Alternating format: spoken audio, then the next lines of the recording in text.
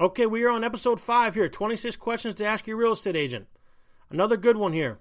What share of the business comes from repeat clients and referrals? Well, that's a very convoluted question because repeat clients and referrals on an online world, you wouldn't really know. If somebody calls you direct and says, hey, you sold Bob's house, can you sell mine? I think in the territory, that's kind of obvious, right? If you do a good job in the town, your more signs go up, the more listings, the more signs you have. Obviously, it's because you've done well by other people. If you were to find your listing agent on one of the aggregator sites, on the Zillows, the Trulias, the Realtor.coms, they're going to look at your feedback. They're going to look at your reviews. They're going to look at your market share. So to me, that's termed as a referral. If someone looks at a property on Zillow, Trulia, Realtor.com, or EvanRussell.com, or the BostonMLS.com, and they see that Evan Russell's picture's there, and he's got 38, 48, 68 reviews, then they're certainly going to be confident that agent knows what they're doing versus someone who's got 3, 4, or 5. So what share of your business comes from for repeat clients or referrals?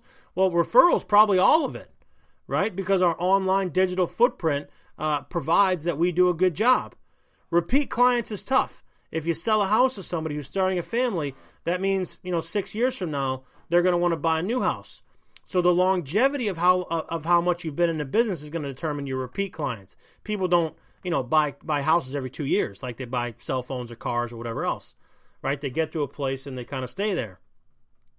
Now, if you're working with an investor, you're working with a landlord, and he's constantly putting a new tenant into a spot, or he's constantly looking for property to flip, then the referrals or the repeat business are those clients. And then I would answer that question that I have a couple investors that I'm constantly working with, constantly looking for additional opportunity for them. And then, yes, we help them on the buy side and the sell side, and that to me is repeat business. But is the Smith family going to call me every 15 years to upgrade or downsize their house? Probably not. They might, but we'd have to know that 14 years from now because we just sold them a house, or helped them buy a house, I should say. Okay, so referrals are, hey, call Evan, he's a good dude. Those I think are pretty obvious. I don't know if you can put some kind of statistic on that. But the referrals that come in through online lead generation, if they see your digital footprint, if they see you online, they like your headshot, they like your reviews, they like your marketing strategy, they like your website, you think that you've got a pretty good digital footprint, then of course they're going to put their name in a box, they're going to reach out to you, and they're going to want to do business with you.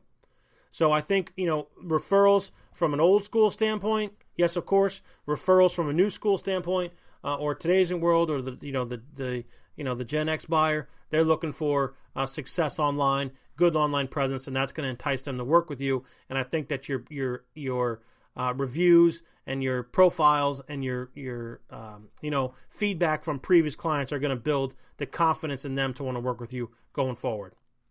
Okay, so we're going to move on to episode 6.